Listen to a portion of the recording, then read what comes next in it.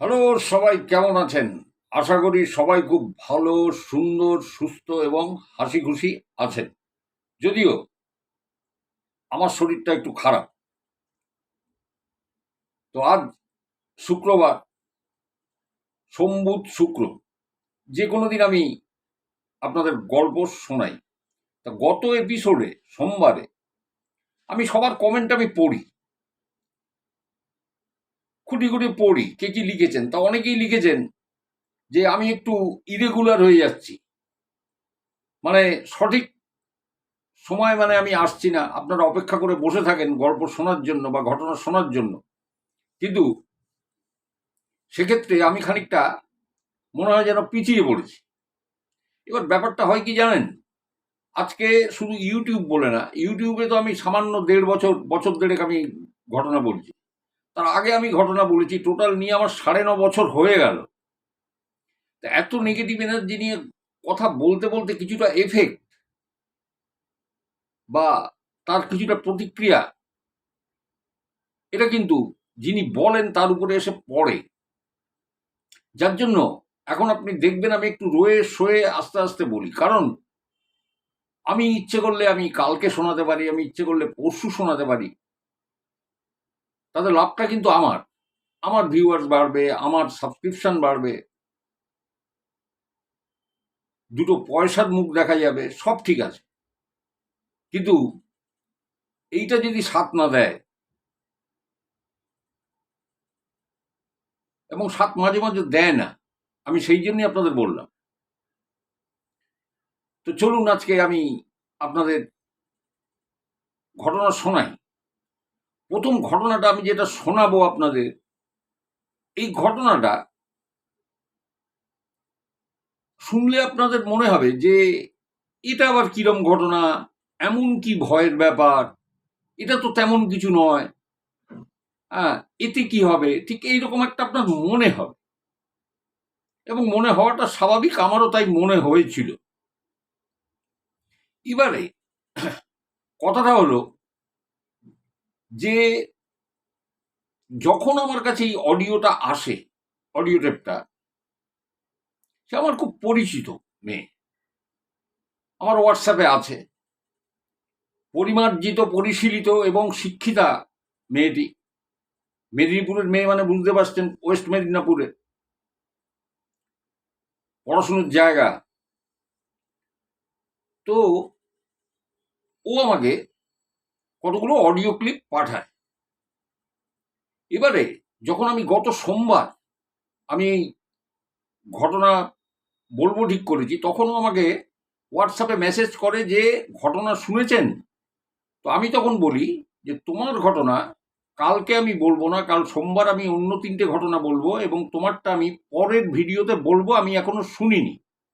আমি বুধ বৃহস্পতি দুদিন ধরে শুনবো, শুনে শুক্রবার আমি হয়তো বলে দেবো। তো ওই জন্য বলতে বসি।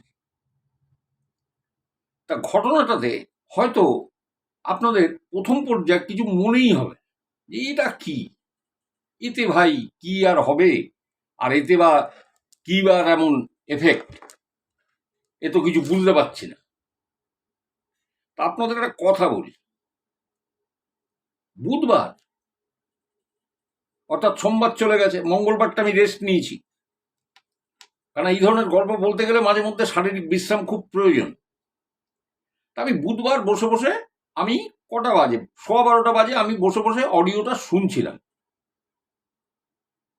আমি গল্প শুরু করিনি, আপনারা হয়তো ভাবছেন যে গল্প ছেড়ে বাজে কথা বলছি, একটু শুনে নিন, কাজে দেবে। তো আমি ওটা অডিওটা আমি শুনলাম। তো হয় কি জানেন তো, একবার শোনার পরে ওই শুনলাম, একবার পুরোটা শুনে নিলাম, ছেড়ে দিলাম। আবার দুপুরবেলায় যখন আমি একটু বিশ্রাম নিতে যাব, তার আগে কিছুক্ষণ বসে আবার শুনে নিলাম। এইবার যখন আমি শুনেছি, শুতে গেছি দুপুরবেলায়, আমি বিকেলবেলায় আর ওঠার ক্ষমতা আমার নেই, আমার টোটাল কোমর টোমর দিয়ে অসহ্য যন্ত্রণা, যেটা আমি 2-3 ঘন্টা আগেও ফ্রেশ ছিলাম।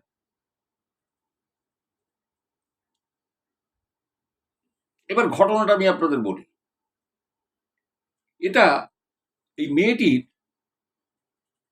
মানে মায়ের যিনি বাবা অর্থাৎ দাদু, মামা বাড়ির দিককার ঘটনা, মামা দাদু। তো এই দাদু জমিদার ছিলেন, মায়ের বাবা, এবং প্রচুর জমি জায়গা, অত্যন্ত সম্ভ্রান্ত পরিবার। আর দাদু ছিলেন খুব মানে বিচক্ষণ, বুদ্ধিমান মানুষ একজন। আগেকার দিনের মানুষ বুঝতেই পাচ্ছেন, প্রচুর জমি জায়গা, বাড়িতে লেঠেল থাকতো। একটা জমিদারদের যা যা থাকে, গোটা পাঁচেক গরুর গাড়ি, গোটা পাঁচেক গরুর গাড়ি। মানে কেউ কোথায়, তখনকার দিনের বাহন তো ওই, কেউ কোথাও যাবে আসবে, তার জন্য ওই গরুর গাড়ি ব্যবহার। তো যেহেতু এনার প্রচুর জমি জায়গা, তাই কোর্ট কাছারি কিন্তু লেগেই থাক, বোঝা গেল, কোর্ট কাছারি লেগেই থাক। তা এনারা যখন এই পশ্চিম মেদিনীপুরের সেই সময়কার লোকজন যারা, তারা যদি কোর্টে যেতেন, তাহলে আপনি যদি জিজ্ঞাসা করেন যে কোথায় যাচ্ছেন, তারা কিন্তু কোর্ট বলবে না, তারা বলবে সদরে যাচ্ছি। অর্থাৎ মেদিনীপুরের, পশ্চিম মেদিনীপুরের সদর কোর্ট, মানে সেইটাই বোঝায়, বলে সদরে যাচ্ছি। তাই এনাকেও মাঝে মধ্যে ওই কোর্ট কাছারির জন্য সদরে যেতে হতো, যেহেতু প্রচুর জমি জায়গা, কোনোটা রেজিস্ট্রি করতে হবে, কোনোটায় কোনো জমির বিবাদ আছে বা কিছু আছে তার জন্য, কোনো কেস খামারি আছে তার জন্য এনাকে যেতে হতো। এইবার এইরকম একদিন উনি ওই রকম সদরে যাবেন, বুঝলেন, সদরে যাবেন। তো উনি করতেন কি, উনি খুব যে কোনো কাজ করতেন তার আগে একটা পরিকল্পনা করে নিতেন, একটা ছক একটা সাজিয়ে নিতেন। কিরকম, ধরুন উনি তো সদরে যাবেন গরুর গাড়িতে, তা সে তো অনেক দূর। তো ওনার উনি ঠিক করে নিলেন যে ওনার সঙ্গে গরুর গাড়ি যাবে দুটো, একটাতে সামনের দিকে থাকবে কিছু লেঠেল, আর পিছনের গাড়িটাতে যে গাড়ি চালাবে সেই গাড়োয়ান, সাথে ওনার দুজন খুব বিশ্বস্ত কর্মচারী, সাথে খাবার দাবার, এবং গরুর গাড়ির ঠিক পিছনে আরেকজন লাঠিয়াল, সে পিছন দিকে বসে লাঠি নিয়ে সে সব লক্ষ্য করতে করতে যাবে, পাছে কোনো বিপদ টিপদ না আসে। এবং শুধু তাই না, ফেরার সময়, কারণ সদরে গিয়ে ফিরে আসতে আসতে অনেক রাত হয়ে যাবে, মধ্যরাত হয়ে যাবে, কারণ আসতে হবে তো সেই গরুর গাড়িতে, মোটরযান তো নেই। সেই জন্য ওখানে একটা, ওই যাওয়ার পথে, সদরে যাওয়ার পথে একটা পুকুর পড়ত, যেটা খুব কুখ্যাত, নটোরিয়াস। সেই পুকুরের ধার দিয়ে রাস্তা ছিল, মাটির রাস্তা, কাঁচা রাস্তা, তখন তো আর পাকা রাস্তা ছিল না, সেখান থেকে যেতে হতো। এই পুকুরটা আপনাকে বলি, আপনাদের আজও হন্টেড।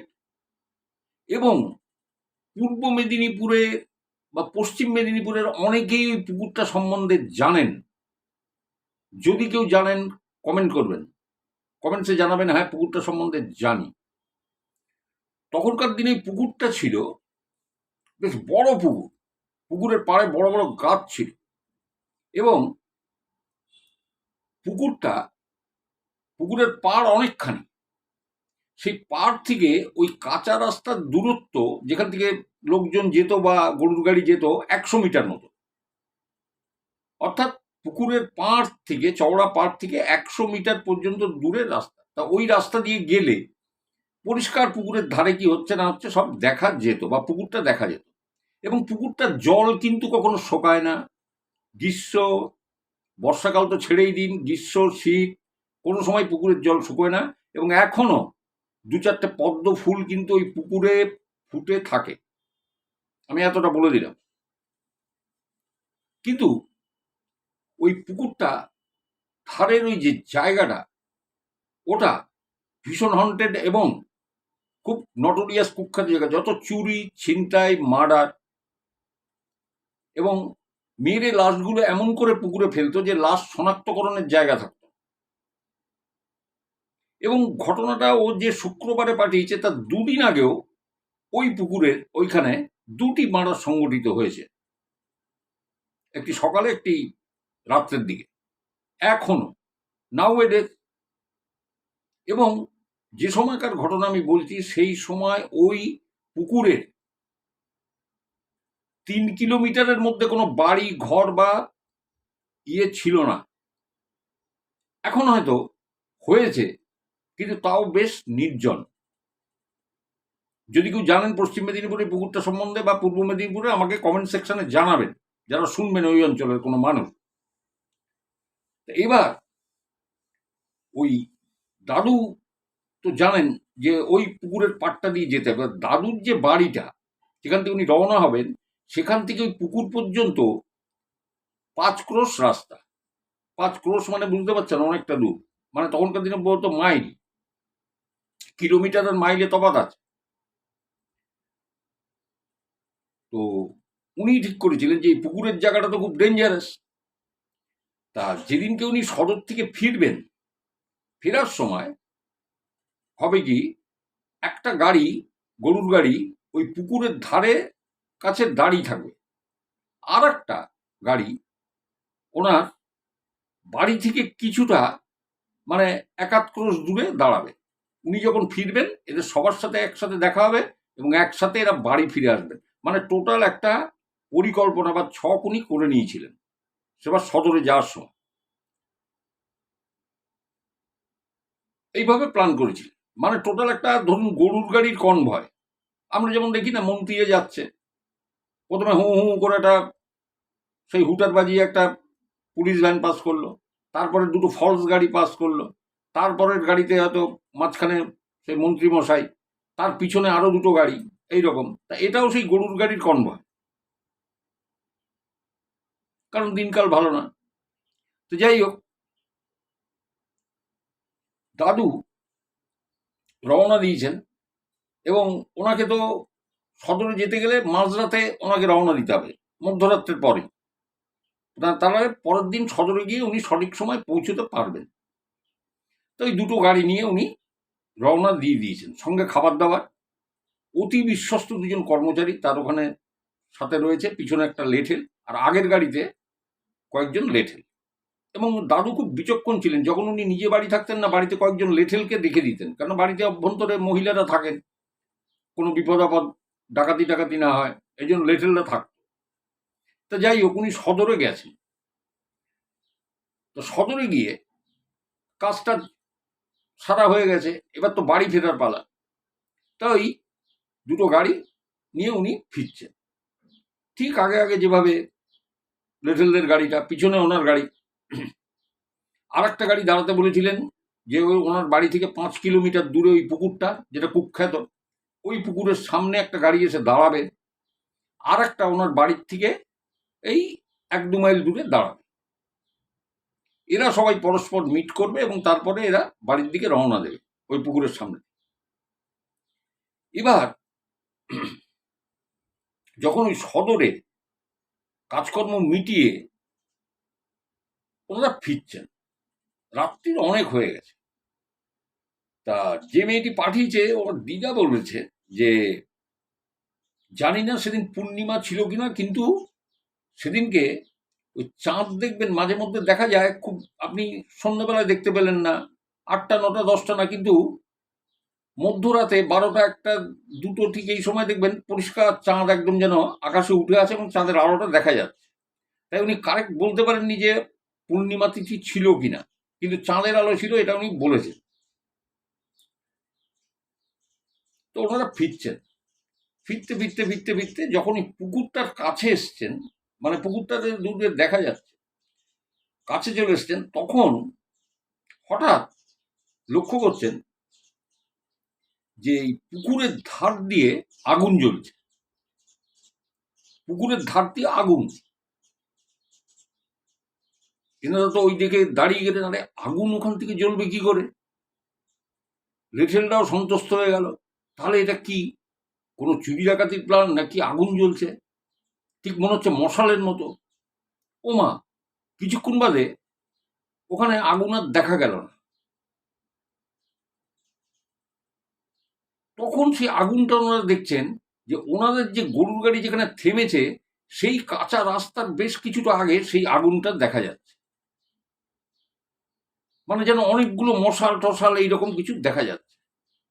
আর যারা গরুর গাড়িতে ছিলেন, যে রেঠেলরা এবং ওনার দাদু এবং তার দুই বিশ্বস্ত কর্মচারী, তারা দেখছেন যে মানুষের মতো কালো কালো ছায়া তাদের গাড়ির পাশ থেকে যেন এরকম সরে যাচ্ছে, যেন অনেক মানুষ। আবার মাঝে মাঝে দেখছেন যে গড়িয়ে গড়িয়ে কালো কালো ছায়ার মতো মানুষ গরুর গাড়ির সামনে থেকে এরকম গড়িয়ে গড়িয়ে যাচ্ছে। ধানের বস্তা, বড় বড় সেই ধানের বস্তা একার দিনে গ্রামে যেরকম গড়িয়ে গড়িয়ে যায়, ওরকম ধানের বস্তার মতো কিছু গড়াচ্ছে, গড়িয়ে গড়িয়ে সামনের দিকে যাচ্ছে। এনাদের গা হাত পা আস্তে আস্তে ভার হয়ে এলো। লেঠেলরা লাঠি তুলবে কি? লেঠেলরা লাঠি কি তুলবে? তাদের মুখ থেকে আর আওয়াজ বেরোচ্ছে না ওই দৃশ্য দেখে। মানে গা হাত পা ভারী হয়ে তারা মানে একদম নিশ্চুপ হয়ে বসে আছে। তো মেয়েটি দাদু বলেছে তারা কতক্ষণ ওখানে বসেছিলেন তারা জানেন না। এরপরে যা দেখলেন যে ওই চাঁদের আলোটা পড়েছে, এত বড় বড় সেই মাটির জ্বালাগুলো হয়, দেখেছেন তো, বড় বড় জ্বালা। সেখান থেকে মনে হয় কেউ উপুড় করে ওই রাস্তার পরে, কাঁচা রাস্তার পরে ওই রূপো সোনার কয়েনগুলো পড়লে যেমন ঝুরঝুর করে পড়ে, এবং সেগুলো চাঁদের আলোয় পরিষ্কার দেখা যাচ্ছে, চকচক চকচক করছে। আর ওই ধানের বস্তার মতো যেন সামনে দিয়ে কি গড়িয়ে গড়িয়ে যাচ্ছে, কখনো মনে হচ্ছে কোনো মানুষ ওরকম গড়িয়ে যাচ্ছে।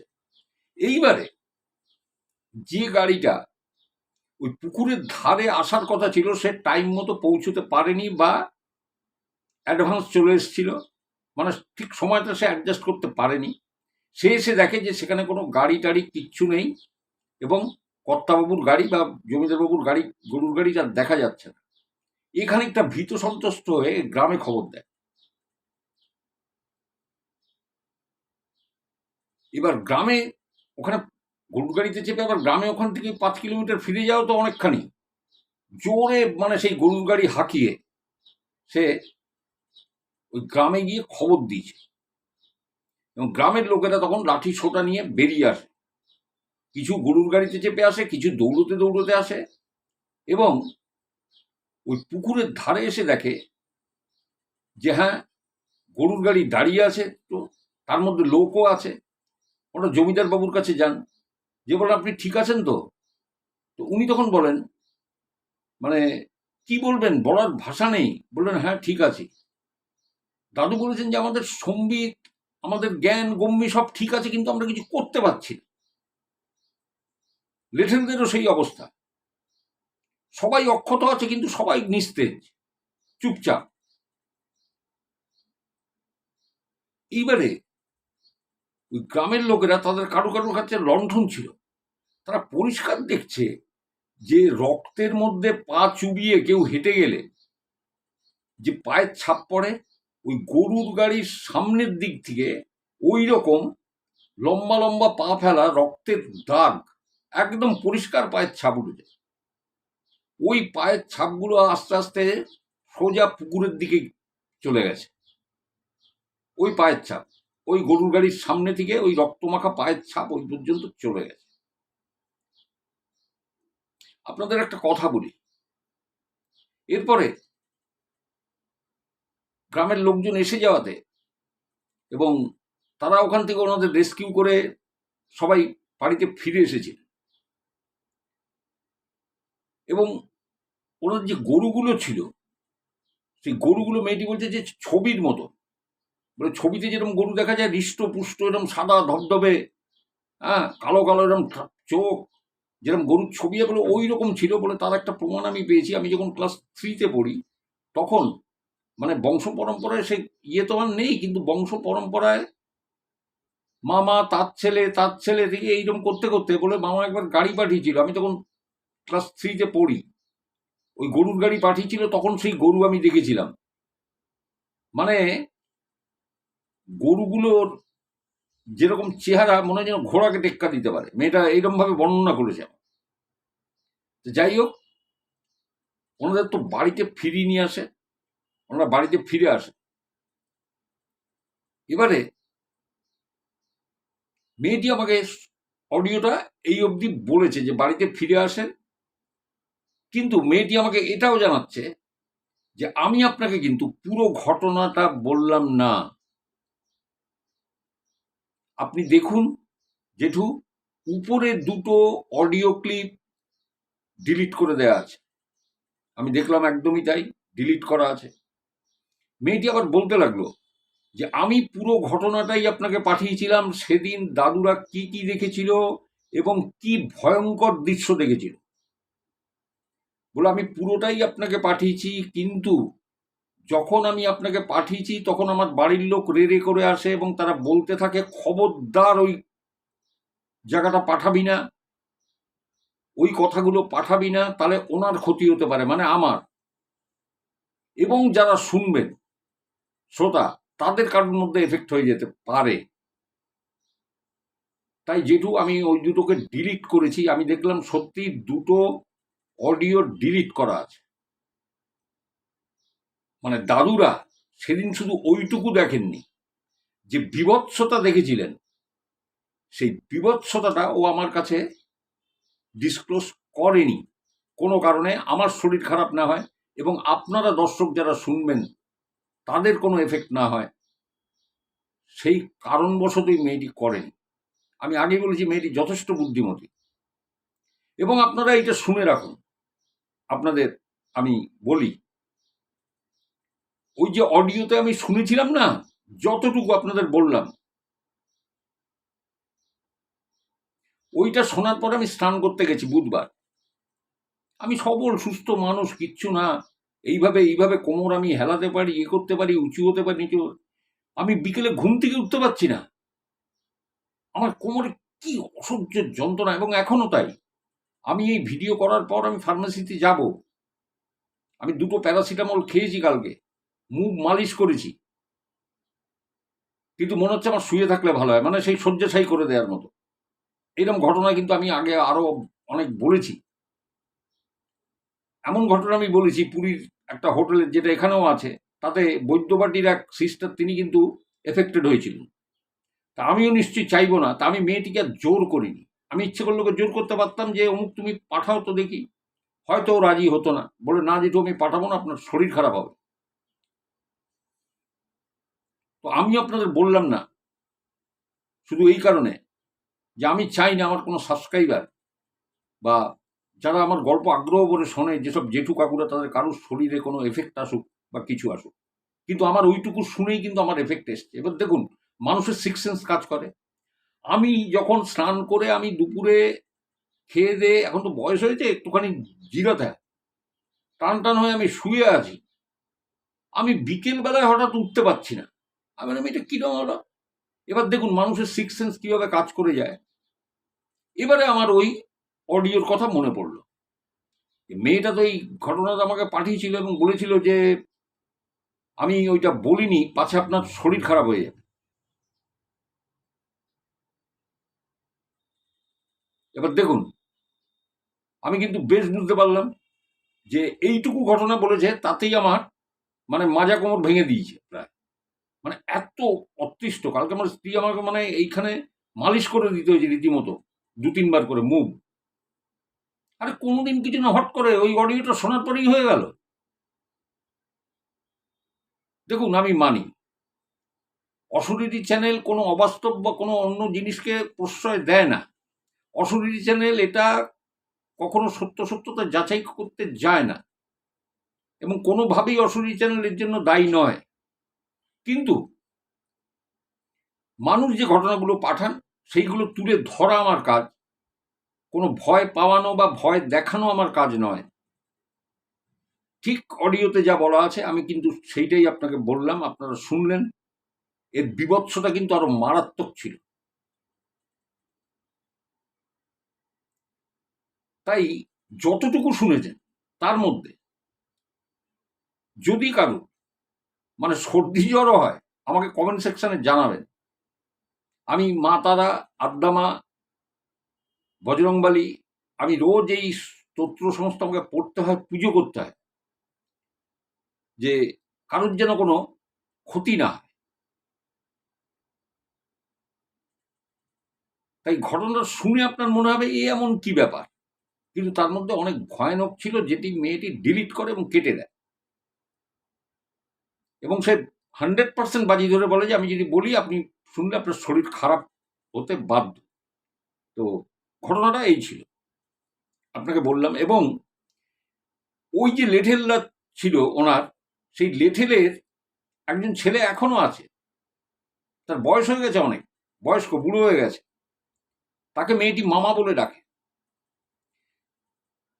সেই মামা বলে ডাকে যে সেই লেটেলের ছেলে, সে বলে যে একদম সত্যি কথা মামা, এই ঘটনা আমিই বলেছি যাকে, তার শরীর খারাপ হয়ে গেছে, মানে পুরো ঘটনা। বলছে আমার দিদা যখন মাকে বলেছে, দিদা ধুম জ্বরে পড়ে গেছে, মা আবার যখন আর কাউকে বলে গেছে তার শরীর খারাপ হয়ে গেছে।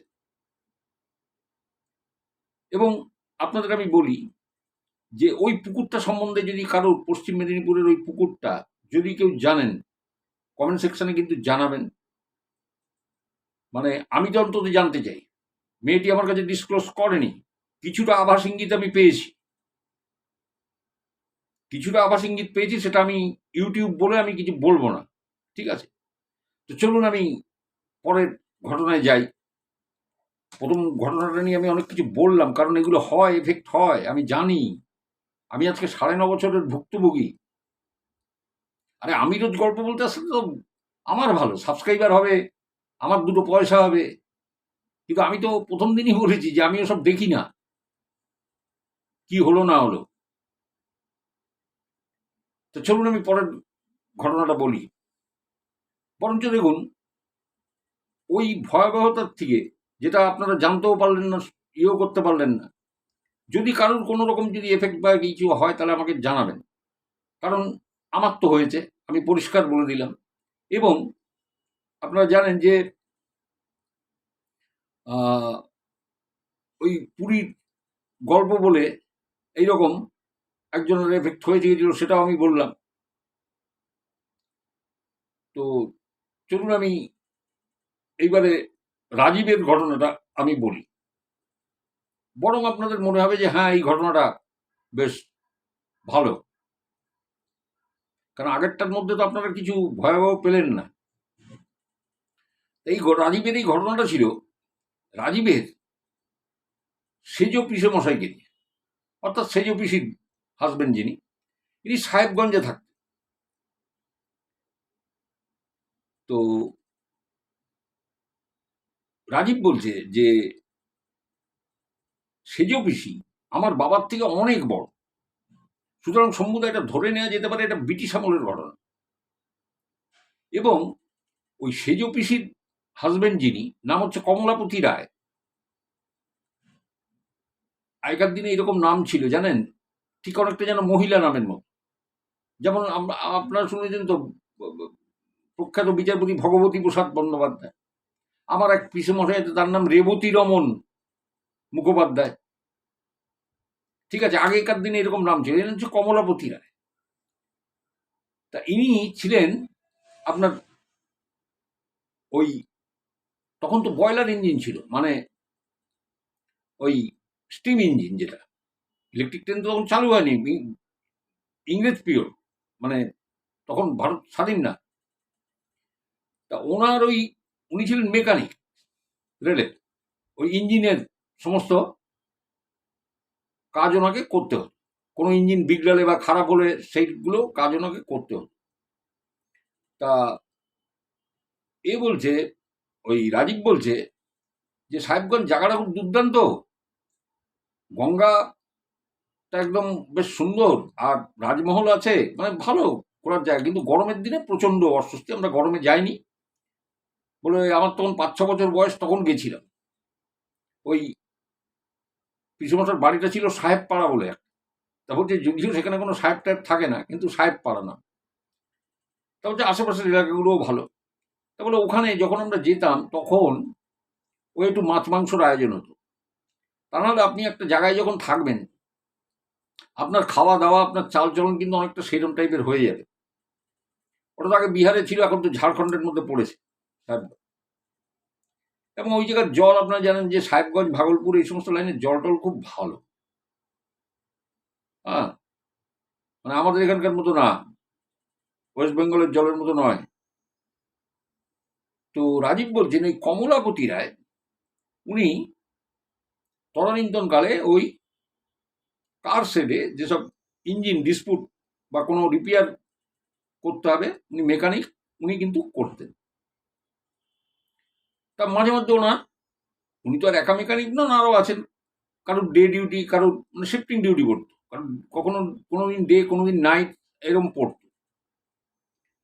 তা বলছে ওখানে পিসমশাইরা, আমি যতটা জানি যে মাছ মাংসর খুব একটা চল ছিল না ওখানকার মতো। গরমে টক দই বা পিসমশাই হয়তো দুধ দিয়ে রুটি দিয়ে মেখে টিফিনটা রাত্রিবেলা নিয়ে গেলে যদি নাইট শিফট থাকতো, এইরকমই খেতেন।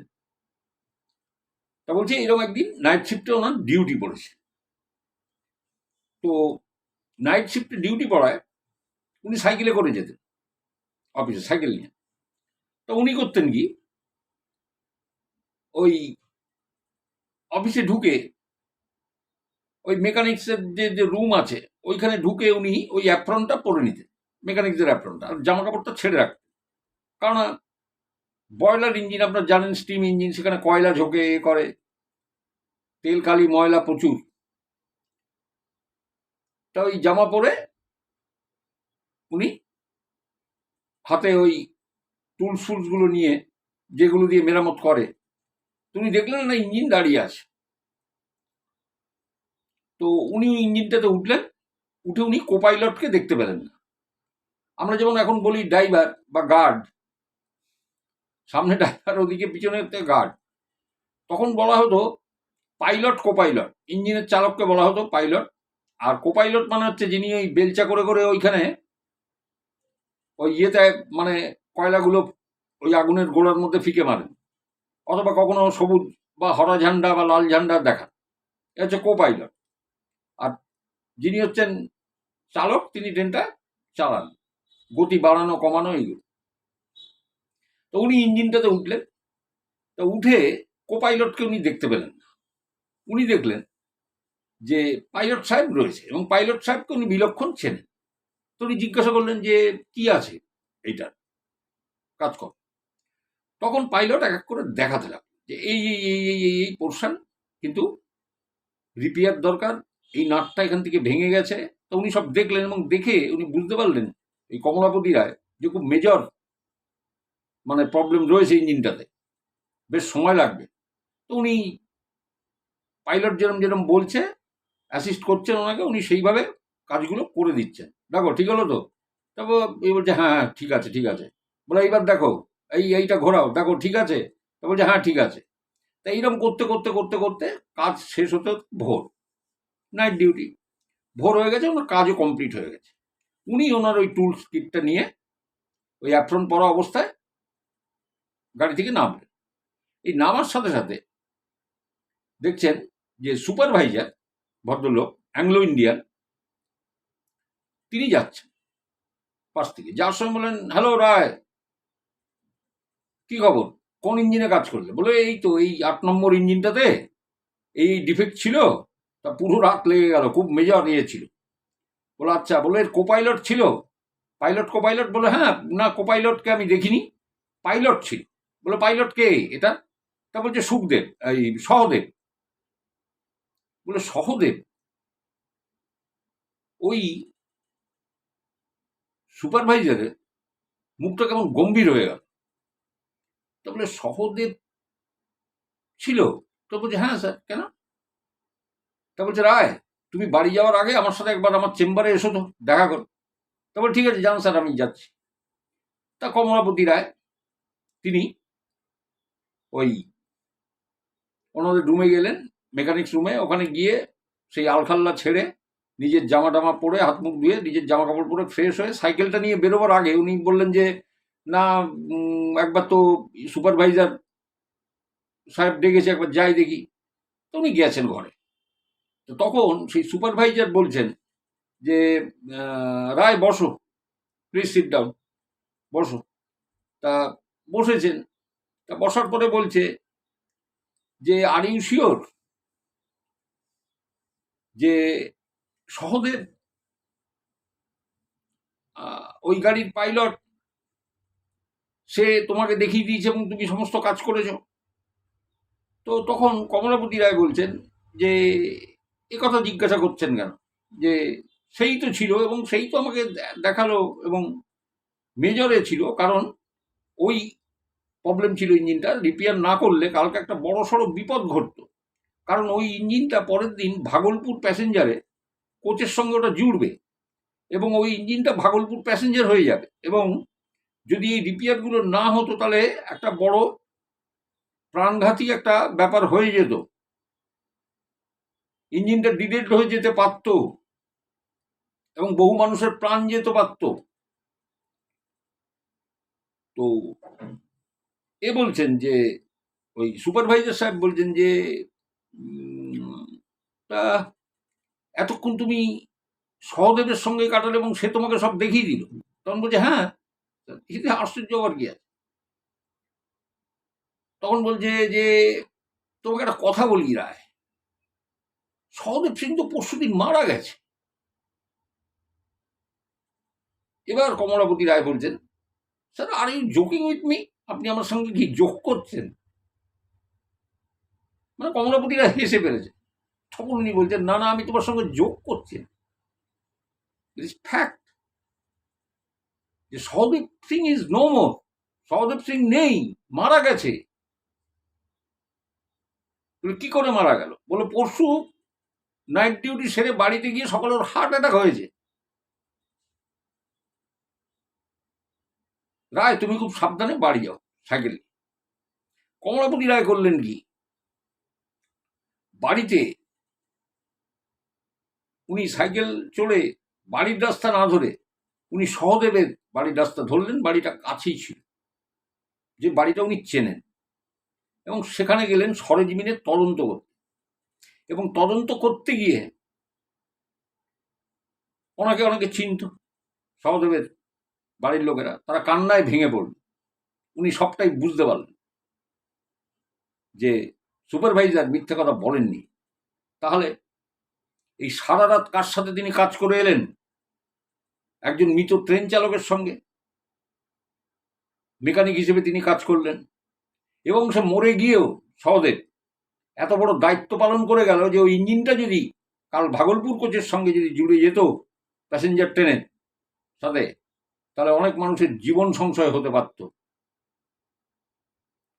এই কথাটা ভেবে উনি খুব আশ্চর্য হয়ে গেলেন যে এইরকমও ঘটনা ঘটে। ইয়েস, এইরকম ধরনের ঘটনাও ঘটে, যেগুলো আপনারা আমার মুখ থেকে শোনেন বা জানেন।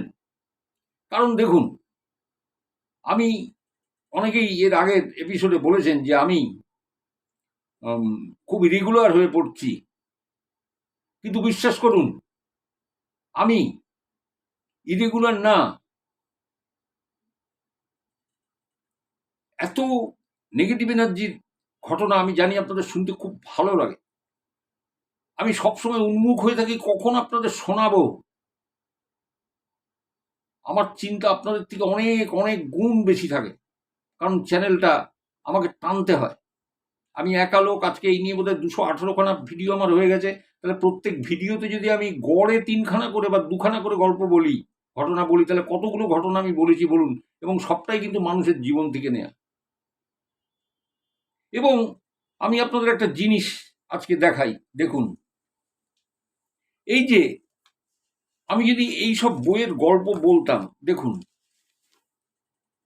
দেখুন, দেখলেন? দাঁড়ান, দেখুন, আরো দেখাচ্ছি।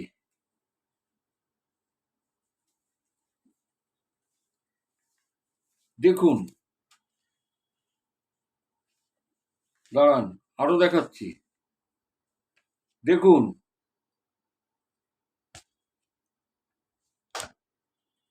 দেখুন,